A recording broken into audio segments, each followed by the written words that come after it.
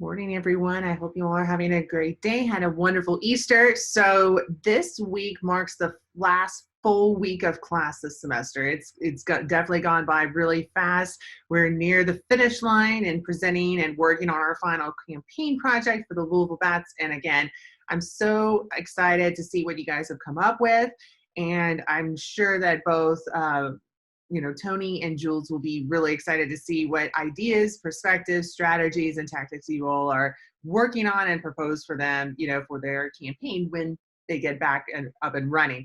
So this video, what I want to do is actually talk a little bit about the expectations I have related to your final presentation. So we're not going to be able to do these final presentations for our client in person. So we're going to be doing all of these through Zoom. So what I'm going to do is do a short presentation talking a little bit about my expectations, what to work on, what to focus on. I will share this video, of course, through Blackboard, and we'll go over it also in our weekly meetings in preparation for next week's presentation. So what I will be doing now is I will be sharing my screen. And during the presentation and group meetings that we'll be having, I will make sure to go over how to go about and doing that, because that's going to be a very important element that we will be covering. So this slide deck is, of course, presented and uploaded on Blackboard. If you go under assignments, you'll see there's, of course, the social media proposal campaign project for our client, and this slide deck will be posted right under there. So we are pretty much at the final end of our client work. This is something that you guys have been working on tremendously over the last few months. It's kind of been a huge project. And of course, with the coronavirus, that's kind of put a little bit of a snag in terms of what we were wanting to do with the Louisville Bats for opening day and Thunder over Louisville. But I am confident that you guys have been working diligently on proposing some new ideas in terms of what they could do to kind of address these new challenges. So these are, going to be some guidelines and must-have components that I will be expecting you guys to have in your presentation.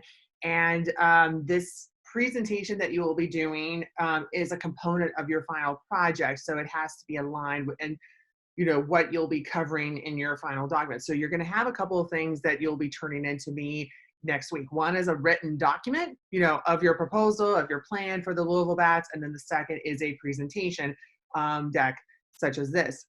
And so each group will have a max of 20 minutes to present. So you want to make sure that everything is, of course, scheduled out accordingly. There are big groups here, so you want to kind of decide, do you want to have a couple people present at the same time? Who's going to be responsible for each section, that kind of component. So there will be 5 to 10 minutes of Q&A at the end with Tony and Jules, during the presentation. So that is something to keep in mind. Now, I know everyone kind of is looking at, okay, Dr. Freeberg, like, what's the breakdown of our grade for this project? It is a big component of your grade, but it's also broken up into sub compartments. So I will be predominantly grading 50% of the proposal. So that will be something that I will be looking at specifically. Your presentation as a group through Zoom will be 15%. Peer evaluation is a big part of your grade. So that is why, if you complete the peer evaluation, that is going to be a factor that I'll be looking at as well for the actual grade that you'll get on this assignment. And then I'm going to be providing some feedback from Tony and Jules on what they have to say. So they do have control a little bit of your grade. So this is the breakdown of what you will all get as part of your grade. Now, in terms of Zoom presentation guidelines, I'm going to go through this pretty quickly, but again, this is going to be something that we'll be talking a little bit about in our group meetings. So there's going to be one person that has a designated role of sharing their screen. So they're in charge of basically moving over, because it would be, kind of challenging to go back and forth, making someone the host, switching it over. So have one person basically use their time to be the designated person. So what you would want to do is just make sure, like, okay, we're going to go through this, and make sure, pass it along to Jen, pass it along to Sydney. So you want to kind of practice those cues so you're able to get used to that. Screens need to be on when presenting. Again, you want to, make sure that Tony and Jules are able to see you. But when you are presenting, make sure that your mic is on. But for all of us who are not presenting, make sure your mic is off. Professional appearance, of course, that is something that you want to do. You want to make sure that you are presenting how you would in person, and you could always use a virtual background. This is what I'm using here too. So if you have questions on how to do that, let me know during our group meetings. I'd be happy to look at that. And remember, you are basically representing the University of Louisville, our class, our department. So again, this is an opportunity to make the first impressions, to practice, what you've been doing throughout this semester.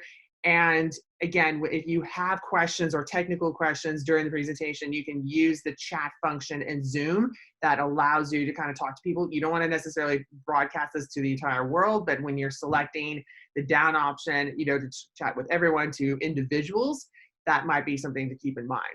So this is kind of the outline that we have here. Again, I'm going to be going through these slides very quickly, but this is basically what I'll be looking for. So you really, there's going to be certain slides that you're going to go very quickly through, but really you want to spend the most time on your strategies and tactics.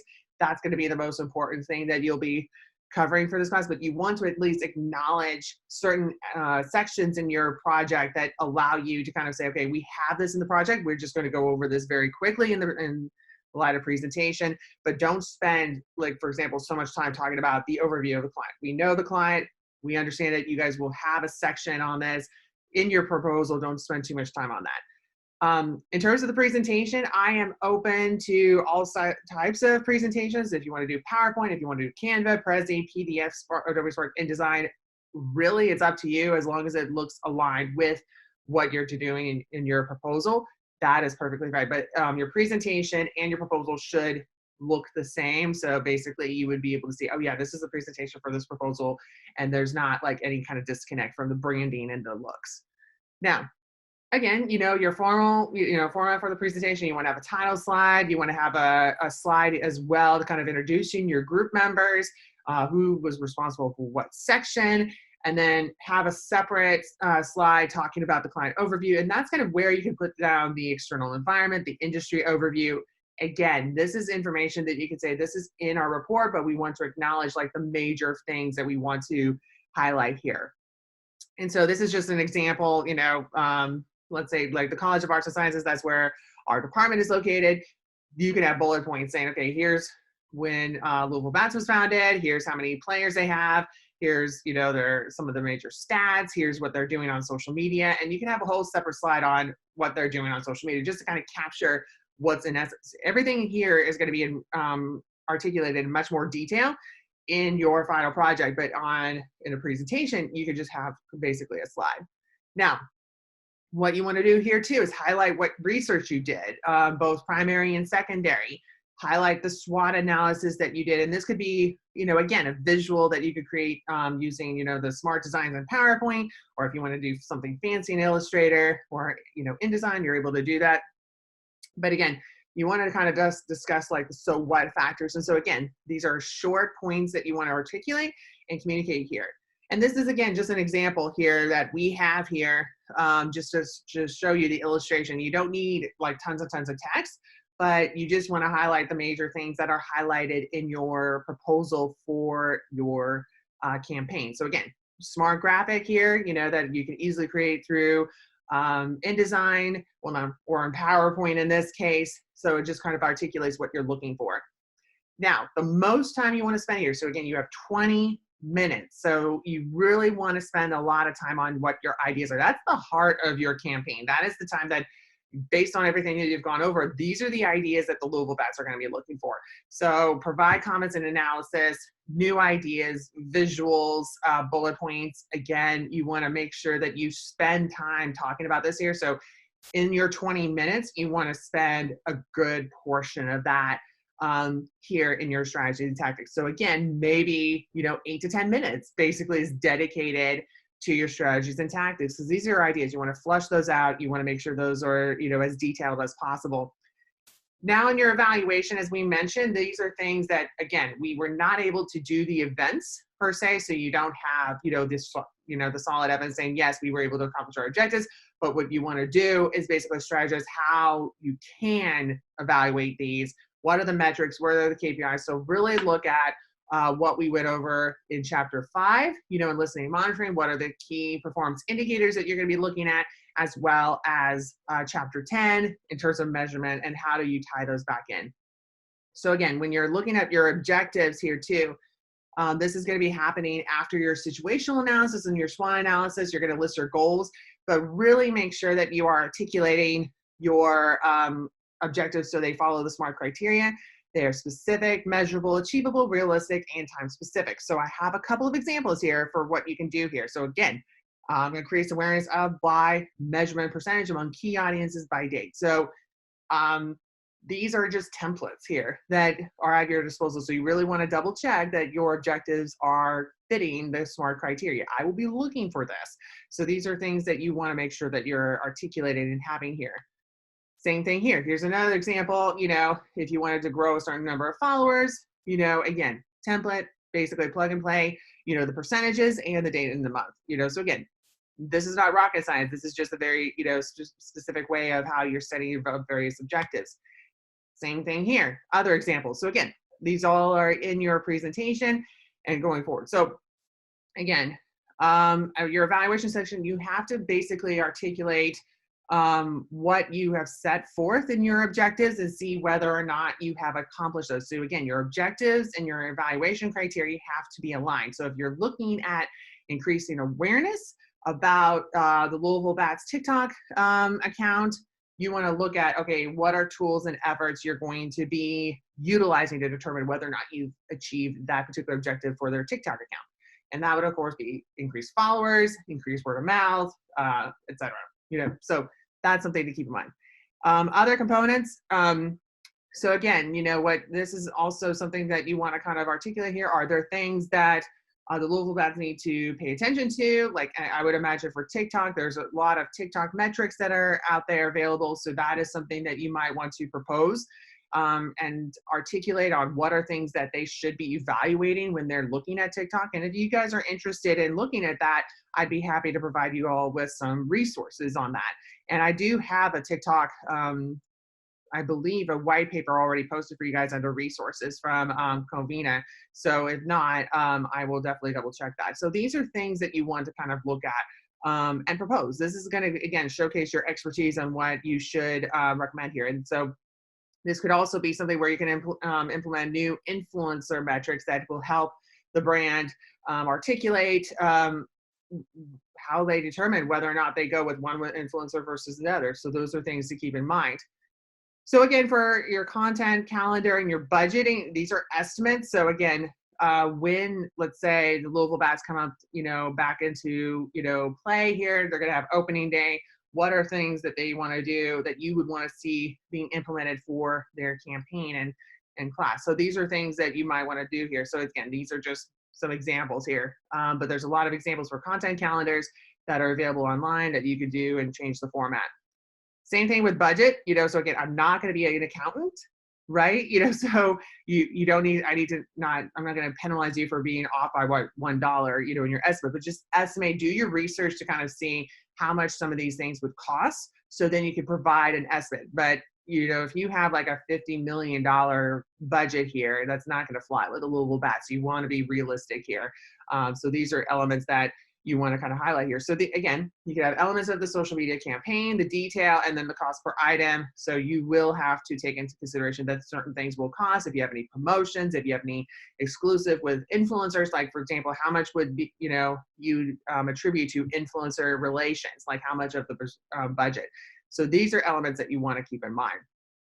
So again, this is an example of evaluation and measurement. You have your objective, your evaluation tool, and the metrics that you're going to be looking at. So this is a format that you want to have for your slides, but also in your evaluation section in your proposal.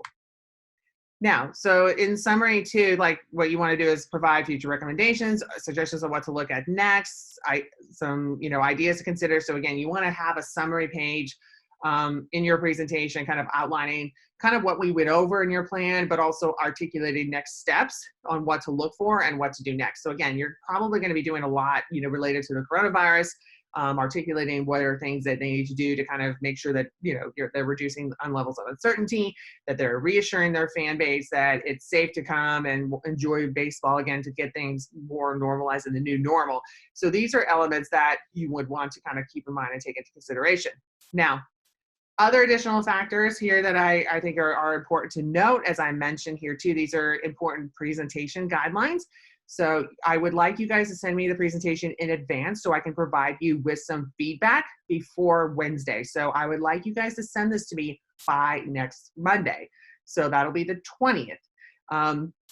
And so each member needs to present and discuss the section. So you guys, will want to kind of coordinate on how you will go about doing that. Dress professional, have a professional background. If you have questions about how to do that, let me know. Be on time, in your presentation. Each group will have, again, several minutes to set up, their presentation. So I'm probably going to have, those of you who are going first, which probably Jen, I'm going to have you guys exit the Zoom call, and then I will make sure that everyone else is, coming in the waiting room. And then I'll be able to, invite you into the Zoom room. So we'll definitely go over that. Make sure you have lots of visuals, make it fun, make it an interesting presentation, utilize, some examples that you have, some, ideas that you propose, like if you have a couple of TikTok suggestions or mock-ups, this is the perfect time to do that. And you want to make sure too to also include the final presentation, whether it's PowerPoint, a link to a Adobe Spark page, a PDF of an InDesign presentation. You want to include that in your final proposal when you send that to me and to Tony. So I will make sure that Tony has these, in place for Wednesday. And practice. This is a time where time is of the essence. And so you really want to make sure that you're coordinating with your team, that each of you guys are practicing, that you have confidence going in into the session. And so I'm really excited to see what you guys are going to be doing for, this presentation. I know that that's going to be slightly different than what we had anticipated, but I'm excited in terms of what you'll be able to share with, your thoughts, your ideas with the Louisville Bats. Again, this is going to be a great experience for you that you'll be able to utilize and showcase in, future job interviews, internship opportunities, etc. And at any point in time, if you have questions, let me know. I'd be more than happy to answer it. So I will see you all this week, and I'm looking forward to seeing what you guys come up with your final presentations.